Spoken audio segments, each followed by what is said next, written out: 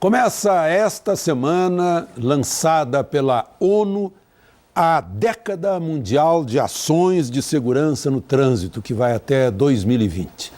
O Espaço Aberto vai discutir o assunto trânsito com o senador Eduardo Amorim, do PSC de Sergipe, que integra a Frente Parlamentar em Defesa do Trânsito Seguro, e com o professor Flávio Dias, que é mestre em transportes pela Universidade de Brasília e pesquisador do Centro de Estudos de Transporte.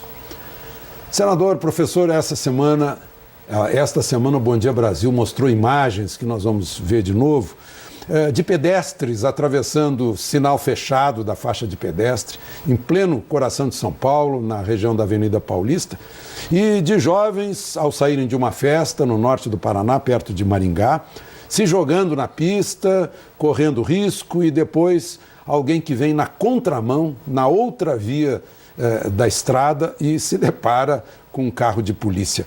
Essa irresponsabilidade, senador, não seria por ignorância, por falta de educação, ou pela cultura leniente aqui no Brasil, ou é uma mistura de tudo isso?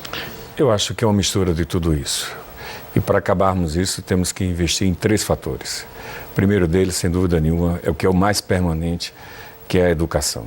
É preciso mostrar que não há necessidade de se normatizar tudo.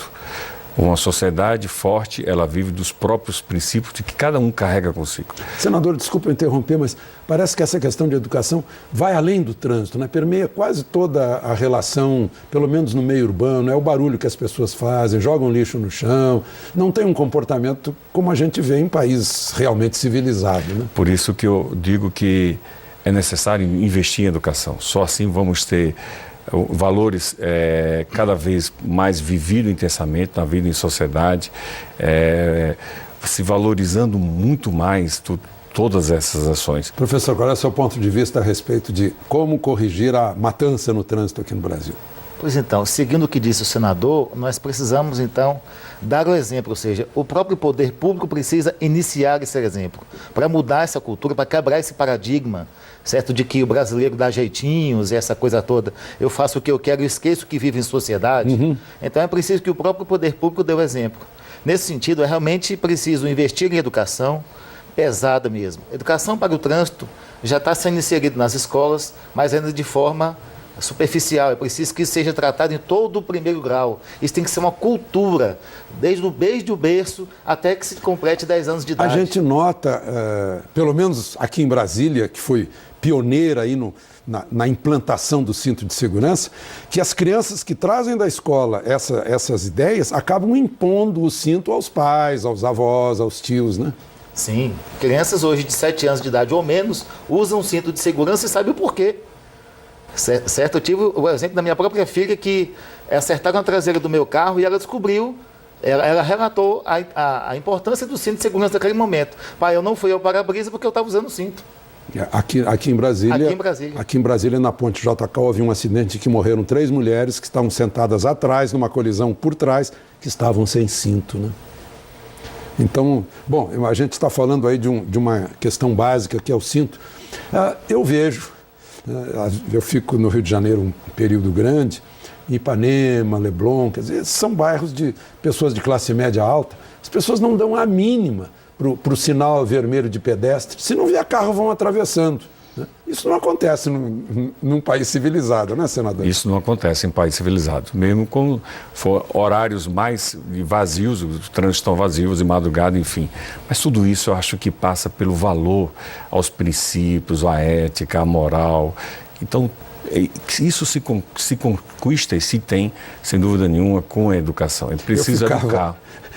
Lá no Leblon, ficava eu e algum gringo do meu lado, esperando o sinal abrir. Eu via senhores engravatados, senhoras com carrinho de bebê, senhores idosos, passando com o sinal fechado, ou seja, infringindo a lei como se fosse normal.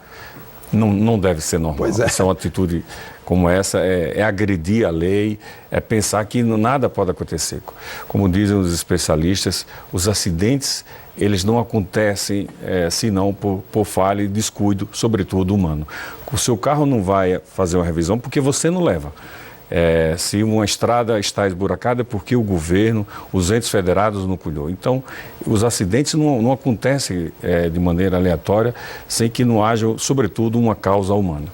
Professor, um amigo meu, oficial superior do Exército, portanto formado em disciplina, foi a Santiago, voltou e perguntei, e aí, como foi? Eu me fiquei com vontade de chorar de vergonha. Eu disse, por quê? Porque eu fui atravessar a faixa de pedestre, o sinal estava fechado para mim e fui vaiado. Ou seja, a pessoa é formada em disciplina, mas tem a cultura brasileira mais forte ainda que a disciplina. É verdade, é preciso que a cultura se mostre nas ruas, né? Não adianta a gente ficar no discurso de dizer, precisamos respeitar as leis, elas foram feitas para vivermos melhor em sociedade, mas precisamos executá-las. E aí, de novo, eu volto à responsabilidade do poder público. O poder público precisa facilitar o trânsito entre pedestres e automóveis, por exemplo. Se lá tem um semáforo porque há um conflito.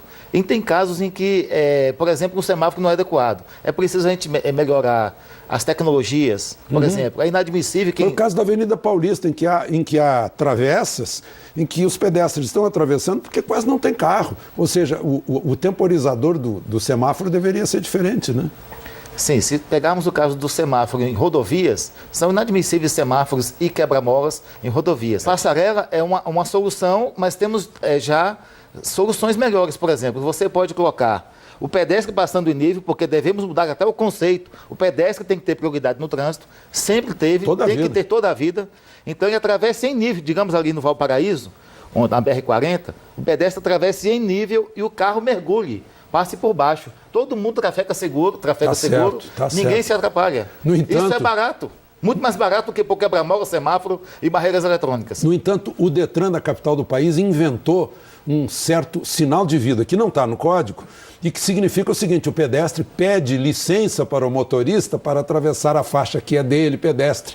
Ou seja, uma ideia do Detran inverte a situação, mostra que a faixa não é do pedestre, é do motorista que só dá licença se ele levantar o braço. Eu vi uma senhora outro dia com a criança no colo e bolsas no braço direito que não conseguia atravessar porque não podia levantar o braço. Imagina a pessoa com muleta, não vai atravessar nunca, né?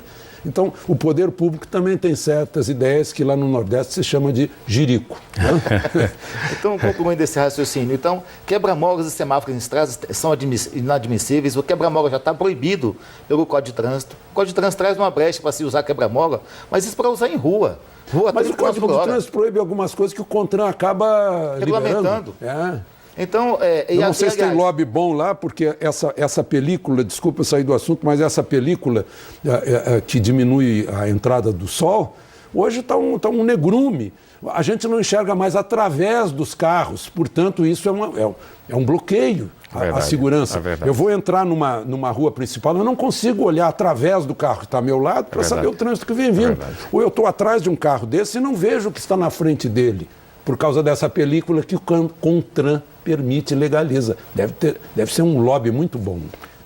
Sim, então concluindo o raciocínio do quebra-mola e do semáforo em estradas, para você colocar quebra-mola em rodovia, em qualquer via, tem que ter um estudo prévio, conforme manda o Código de Trânsito. Mas não, atropelou uma criança, a solução já veio meia hora depois. Vamos colocar 6 quebra-molas. Rodovia entre Fizeram a capital isso do país. há um mês atrás, a mesma coisa. Um caminhão se acidentou na mesma cidade, na BR-40, a solução foi, vamos colocar 6 quebra-molas. Então, já temos 6 e vai mais meia dúzia. Só para as pessoas saberem, a BR-040 liga a capital do país, a Belo Horizonte, a Rio de Janeiro. E a São Paulo. E a São Paulo. Porque lá pega 50 em Cristalina. Não é uma rodoviazinha qualquer. Não. E vai ter quebra-mola, imagine só. Então, todas essas ações efetivas que estamos falando aqui, de todas essas soluções, passam pelo tripé que citamos. Educação sobre todos os aspectos, desde o meio ambiente, desde o convívio social, valorizando os princípios, respeitando a vida, a sua vida e a vida dos outros, ambiente seguro, estradas seguras, ruas seguras, placas seguras, sinalização segura e, por último, se nada disso funcionar, aí sim, aí que vem a força impositiva do Estado, do poder, através das normas que punam realmente os infratores. Senador, parece que há um certo egoísmo do condutor, pensando que ele está sozinho. no asfalto, né? Ele dirige como se estivesse só, como se não tivesse ninguém atrás dele, não tivesse ninguém à frente dele, ninguém aos lados dele, não dá sinal para onde vai, usa aquele farol de neblina, que é um farol para ofuscar, para mostrar que há carro perdido dentro da neblina, está usando isso como uma praga no meio urbano. Usa aquele gancho na traseira, que é para arrebentar as pernas das pessoas, o Hospital Sara está cheio de gente acidentada com aquilo. É verdade. Isso é porque ele esquece, de forma egoísta até, de que o trânsito não é um lugar de convívio social. E o trânsito é, sim, um lugar de convívio social. Sem dúvida. O trânsito é um lugar de vida de relações, onde a gente exigimos respeito, mas também devemos respeitar a vida do outro. Professor, como é que o senhor vê esse egoísmo? Eu estou sozinho aqui, os outros que se danem. Como eu disse, a regra social, ela tem que trazer essa cultura para a prática. E para trazer para a prática é preciso que as entidades maiores façam isso. A maior delas é o poder público. Voltei de novo a ele. Né? E nós precisamos, digamos, aplicar, até falando com o senador, precisamos de alguma forma, senador, dar uma responsabilidade objetiva ao administrador público. Por exemplo, por que temos buracos nas estradas do Brasil? Só vejo isso no Brasil. Por que acontece isso? Por que elas são feitas de forma a estragar no dia seguinte? Antes de inaugurar a estrada, já está estragando. E a mesma empreiteira que faz essa estrada aqui faz bonitinha lá nos Estados Unidos, que não estraga nunca. Então, por que temos isso no Brasil? Quem é responsabilizado por isso? Ou seja, onde é que está a responsabilidade objetiva do administrador público responsável por aquilo? Isso se aplica a qualquer setor público, mas estamos tratando de estradas e de trânsito e coisas nesse sentido. Então, quando o administrador público no Chile, por exemplo, ou na Argentina, vamos nos comparar à Argentina, quando acontece um problema no trânsito da Argentina, o primeiro a responder por que teve acidente é o poder público, e não o motorista. Aí, segundo, vamos discutir se o poder público fez a parte dele corretamente, aí sim, vamos discutir o que o motorista fez. Ah, não, ele estava embriagado, ele correu, aí sim, aí vamos punir o motorista. Mas o primeiro é o poder público, e isso não acontece no Brasil, então temos que dar o exemplo. Bom, nós vamos fazer um intervalo agora, depois a gente volta ao assunto para os nossos comerciais.